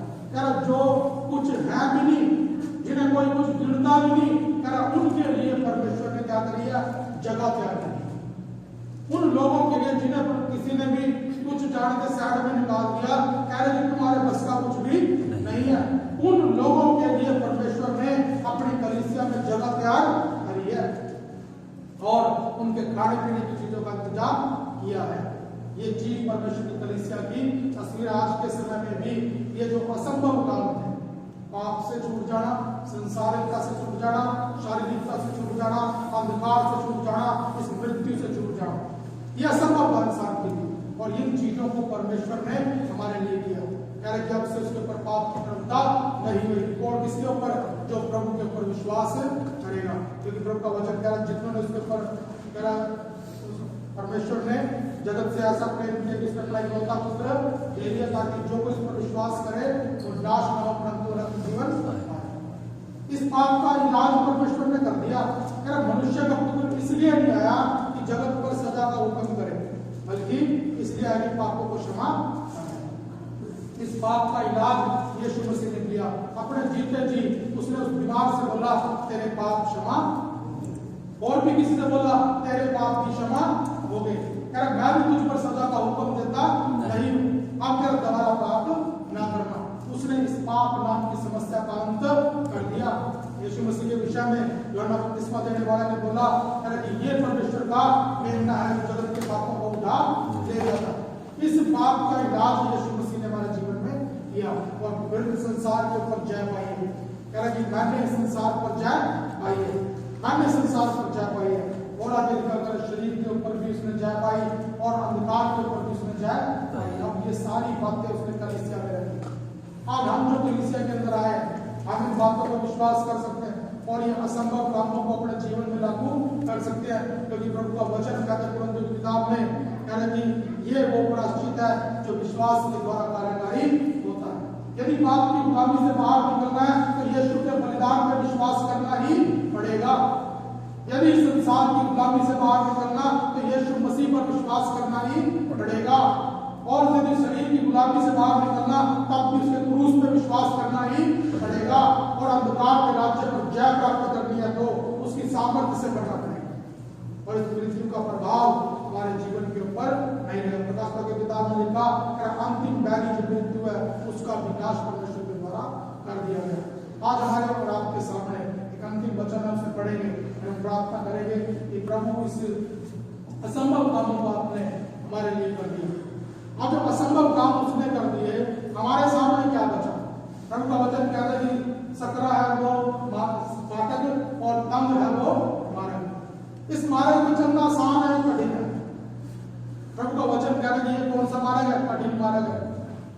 पीछे चलने का रास्ता कैसा है? कठिन, क्योंकि असंभव वाले के ऊपर तो दुनिया चल के लगाई रही है और किसी ने भी तरह तरह की ताकत लगा ली मगर अब तक पहुंचा नहीं। असंभव को संभव जिसने करा वो यीशु मसीह है और उसने असंभव कामों को तो खुद कर लिया। अब हमें क्या कह रहा है कि अब तुम क्या कर लो, ये कठिन वाले काम कर लो, ये कठिन वाले काम कर लो। और ये कितने कठिन है, हमसे पहले जानवर करके बैठे हैं। ये कितना कठिन काम है, हमसे पहले अब्राहम करके बैठा है जी। ये कितना कठिन है, हमसे पहले इस्राएल ने ये काम करके दिखाया है जी। और ये कितना कठिन काम है कि इस काम को आज कलीसिया को करने के लिए बोला जा रहा है। संसार के लोग हमसे ज्यादा कठिनाई के अंदर इसे चल रहे हैं। यदि ये वचन संसार को मिल जाए तो वो हमसे कई किलोमीटर आगे मिलेगा। क्या लिखा होगा, अधिकार की संतान ज्योति की संतान से अधिक तेज है, जिसमें रीति व्यवहारों में बहुत तेज है। संसार के लोग के साथ अगर वो उनसे रेस करें तो हमसे आगे निकलते हैं। क्यों? क्योंकि वो त्याग करना जानते हैं, क्योंकि वो क्या करना जानते हैं, त्याग करना जानते हैं। मगर आज कलीसिया क्या करना जानती है, प्राप्त करना जानती है। यीशु मसीह के चेलों के विषय में क्या कहा जा रहा था, कह हे प्रभु हमने तेरे कारण अपना सब कुछ छोड़ दिया, तेरे कारण हमने अपना सब कुछ छोड़ दिया। मगर आज संसार जो है वो कलीसिया से आगे चलता हुआ महसूस हो रहा है। अगर प्रभु ने उन चीजों को जो हमारे लिए रखी उन्हें दिया नहीं है। इन सारे हनोक का, अब्राहम का, इसहाक का, याकूब का, मूसा का, गुलाम का, सबका वर्णन है। पर कह रहे कि ये हमारे बगैर सजदा को नहीं पहुंचे। हमारे विषय में प्रभु की अलग योजना है। और ये वचन पढ़ेंगे पहला यूहन्ना 5 अध्याय का 4 वचन, पहला यूहन्ना 5 अध्याय का 4 वचन।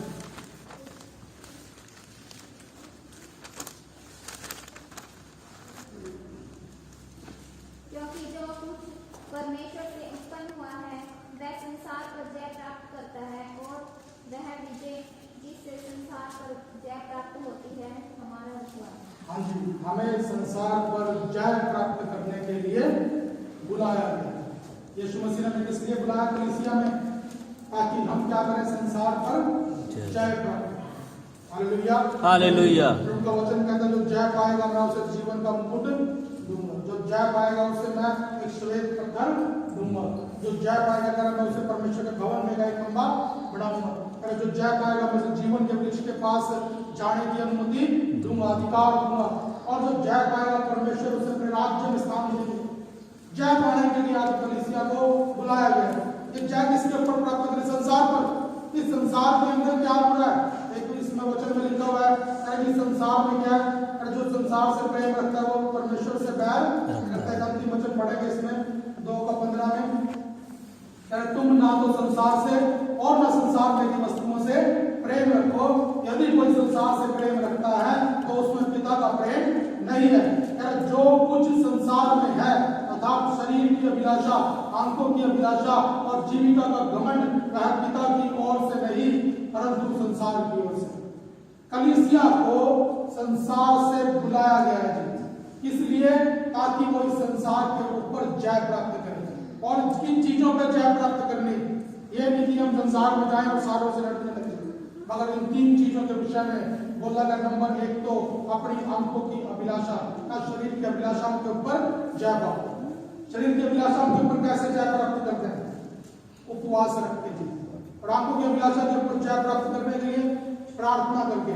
और जो जीविका का घमंड है इसे प्रैक्टिस करो जी, परमेश्वर के नजदीक बैठ के शक्तिमान के सामर्थ मान के इन 3 चीजों के ऊपर जय प्राप्त करने। और घर जाके प्रकाश पाते की पहली 7 कलीसियाओं का संदेश पढ़ लेना और उसमें पवित्र आत्मा की बुलाहट को अपने जीवन में अनुभव करना कि प्रभु कह रहे हैं जो जय पाएगा मैं ये चीजें उसे दूंगा। ये इनाम प्रभु हमारे लिए रख के बैठे हैं। अगर हम फेल हुए तो नूह के समय के वो जानवर आके वो लड़ा देंगे। यदि फेल हुए तो अब्राहम, इसहाक, याकूब और प्रणयन के विश्वासी आके वो लड़ा देंगे जी। यदि फेल हुए तो वो इजराइल और लड़ा देगा जिसने हमारे प्रभु के वचन के कारण इतने दुख पाए। और हमारे ऊपर परमेश्वर ने बड़ा भरोसा रखे, बड़ा आशा रखे। प्रभु का दास जितने विश्वास होकर जानकर हमसे ऐसा व्यवहार किया। आज हमारे परमेश्वर ने कलीसिया में हमें बुलाया और ये वैसा ही है जैसा नूह के दिनों में। घर जाके हम किस्सों को पढ़े जहां नूह की कहानी लिखी हुई है और अगर जाकर हम इसको को पढ़े जो प्रकाश वाक्य में जय बने के ऊपर लिखा हुआ है, आज इन बातों को जरूर अपने जीवन में लागू करें। प्रभु की कलीसिया में शामिल होना बड़े आदर की बात है, और प्रभु ने कलीसिया में जब लोगों को शामिल किया, इन 4 गुलामियों से आजाद किया, 4 क्या बल्कि 5 गुलामियों से आजाद किया, और संसार से लड़ने के लिए आपको ताकत देता है। इस लड़ाई को जो संसार में इन 3 चीजों से है, प्रभु अपना आत्मा हमें देता है, प्रभु अपना वचन हमें देता है, और प्रभु उन गवाहों का बड़ा बादल हमें घेरे हुए है कि हाँ ये काम हो सकता है, हाँ ये काम हो सकता है। आज अब्राहम, इसहाक, याकूब, यूहन्ना, ये सब आसमान में और हमें घेरे हुए हैं, और हमें चुनौती देते हैं कि ये काम हो सकता है, ये काम हो सकता है। वो जानवर भी हमें हौसला दे रहे हैं वचन में से कि भाई ये काम क्या कर सकते हैं, हो सकते हैं, मगर हमें क्या करना, इन बातों की तरफ देखते रहना, तब जाके वैसे ही बातें हमारे जीवन में आती हैं। आइए अपनी जगह पर आपके आदर में खड़े हो जाए और हमसे प्रार्थना करें, प्रभु आप मुझे कलीसिया के अनुसार चलने का अवसर देते हैं। प्रभु जी जैसा तेरा आत्मा अगुवाई करता है, प्रभु वैसा बनने के लिए मदद कर परमेश्वर। प्रभु जी नूह के दिनों में भी ऐसी ही बातें हो रही थी, आज के दिन में भी ऐसी ही बातें हो रही है। प्रभु जी जैसे प्रभु नूह की किस्ती, नूह के समय में प्रभु जी ने एक बचने की जगह दी, वैसे ही आज के समय में प्रभु जी आपका, प्रभु जी कलीसिया, आपका घर प्रभु जी ये बचने की जगह है। प्रभु जी वहां पर भी प्रभु जी आपने जानवरों के लिए जगह बनाई थी, जिन्हें प्रभु जी गिनती भी नहीं कर रहा था, उनके लिए प्रभु जी आपने जगह बनाई थी। प्रभु जी आज यहाँ पर भी प्रभु जी आपने इस जगत के पापियों को, उच्चों को, नीचों को प्रभु जी, और जो भी निर्बुद्धि थे परमेश्वर, संसार को प्रभु योग्य नहीं समझता था, प्रभु जी आपने उन सब के लिए कलीसिया में जगह बनाई है। प्रभु जी तेरा वचन कहता है कि प्रभु जिन पत्थर को राजमिस्त्रियों ने तुच्छ जाना, वही कोड़े का सिरा हो गया। तो पवित्र परमेश्वर, ये आपकी मर्जी है परमेश्वर कि आप अपने लोगों को चुनते हो प्रभु जी, आप अपने लोगों तक वचन को प्रचार करवाते हो परमेश्वर, और जितने तेरे हैं प्रभु तेरी आवाज को सुनकर आते हैं प्रभु। जब तेरे पास आते परमेश्वर तो अपना सब कुछ छोड़ के आते परमेश्वर, अपने सब चीज का इनकार करके आते परमेश्वर। ओ प्रभु जी स्वभाव बदल कर आते परमेश्वर, ओ प्रभु स्वभाव बदल कर आते परमेश्वर, अपना रास्ता बदल कर आते परमेश्वर। ओ प्रभु जी अधीनताई का जीवन लेकर आते परमेश्वर। जो कुछ भी नूह ने प्रभु जी जानवरों को दिया, चाहे वो उसकी खुराक थी या नहीं, परंतु उन्होंने ग्रहण किया परमेश्वर, और मुझे अपने जीवन को बचाया। आज प्रभु जी तेरी कलीसिया में भी ऐसा संयम दे परमेश्वर कि प्रभु तेरे वचन की खुराक को, जो तेरा आत्मा प्रभु जी तेरे सेवकों के द्वारा लेकर आता परमेश्वर, प्रभु जी उन सब चीजों को ग्रहण करें अपनी इच्छा के अनुसार नहीं, परंतु तेरी इच्छा के अनुसार अपने आप को ढाले प्रभु जी, अपने इच्छाओं के अनुसार नहीं, परंतु तेरे वचन के अनुसार अपने आप को ढाले प्रभु जी, अपने आप को तेरे वचनों पर दृढ़ करे प्रभु जी। जैसे याकूब ने प्रभु जी उस पत्थर का सखिया बनाया जो प्रभु जी तेरी उपस्थिति से भरा था परमेश्वर। प्रभु जी उसने उस सीढ़ी को देखा जहां पर स्वर्गदूत आते और जाते थे, प्रभु वहीं पर उसने वाचा बांधी कि तू ही मेरा परमेश्वर होएगा, प्रभु तू मेरी रक्षा कर। आज हम भी इस जगह पर आते परमेश्वर, विश्वास करते पिता, हमें किसी स्पेशल जगह पर जाने की जरूरत नहीं है परमेश्वर, हमें प्रभु किसी स्पेशल परिस्थिति में होने की जरूरत नहीं है परमेश्वर। आपने अपना अनुग्रह दिया है परमेश्वर, हम कहीं पर भी बैठकर, हम कहीं पर भी रहकर प्रभु जी तुझे पुकार सकते परमेश्वर, हम प्रभु किसी भी जगह बैठकर प्रभु जी तेरी बातें कर सकते परमेश्वर। और प्रभु जी हर परिस्थिति में तेरा आत्मा हमारे आवाजों को सुनता, हमारे विचारों को जानता। तेरा वचन कहता मलाकी की किताब में प्रभु यदि क्या होगा कि वह मानने वाले आपस में बातें करते हैं तो उनके स्मरण के निमित्त एक पुस्तक लिखी जाती। पवित्र पिता तेरे लोग जब घरों में अपने कामकाज पर, संसार में आते जाते समय, उठते बैठते समय तेरी बातों में से लेकर बोले, ओ प्रभु जी ये सब तेरे सन्मुख स्मरण की पुस्तक में लिखा जाता। प्रभु जी हमारे हृदय के अंदर कोई ऐसा विचार नहीं जिसे आप पूरी तरीके से न जानते हो। हमारे परमेश्वर अपनी कलीसिया को बनाए प्रभु जी, वचन के अनुसार ढाले प्रभु जी, अपनी समझ का सहारा लेना प्रभु जी, आदत बदले परमेश्वर।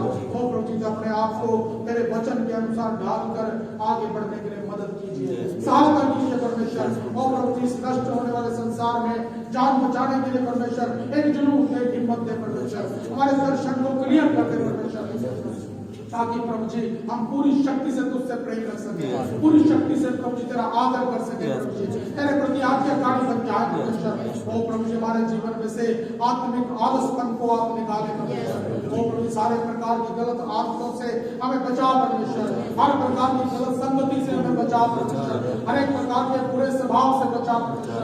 ओ प्रभु जी नश्वर शरीर के अंदर जो पाप राज्य करता प्रभुता करता इससे हमें बचा परमेश्वर, इस अंधकार के वश से छुड़ा परमेश्वर। ओ प्रभु सारी संसारिकता पर शारीरिकता पर प्रभु जी आप जय दे परमेश्वर पिता। ओ प्रभु जी हमारे हृदय के अंदर आपकी ओर से शक्ति दी जाए, एक नया हृदय दे परमेश्वर जो तेरे वचन से भरा हो प्रभु, तेरी शक्ति तेरी सामर्थ से भरा हो परमेश्वर। प्रभु जी आपकी पवित्र दया कार्य करे प्रभु। हालेलुया धन्यवाद यीशु, धन्यवाद यीशु, धन्यवाद यीशु। प्रभु जी तेरे वचन के अनुसार प्रभु जय पाने में मदद कर, तेरे वचन के अनुसार जय पाने में मदद कर परमेश्वर। इस शरीर की अभिलाषा पर, आंखों की अभिलाषा पर, जीविका के घमंड पर प्रभु जय पाने के लिए प्रभु जी हमें मदद कर परमेश्वर पिता। Hallelujah hallelujah hallelujah hallelujah hallelujah hallelujah hallelujah hallelujah. दीवा चंद्र वगैरह बानिका, दीवा रक्षा वगैरह से बानिका, दीवा रंगा की नाम तेरे लावा, दीवा की रक्षा वगैरह से नाम तेरे रक्षा वगैरह बा, दीवा की रक्षा वगैरह बानिका, प्रेमा की नाम तेरे सलाम बानिका, दीवा की रक्षा वगैरह से नाम तेरे रक्षा वगैरह बानिका, दीवा की नाम से इस नाम को बानिका दीवा की नाम से रक्षा वगैरह बानिका दीवा की नाम से धन्यवाद धन्यवाद धन्यवाद धन्यवाद धन्यवाद धन्यवाद धन्यवाद धन्यवाद धन्यवाद धन्यवाद धन्यवाद धन्यवाद धन्यवाद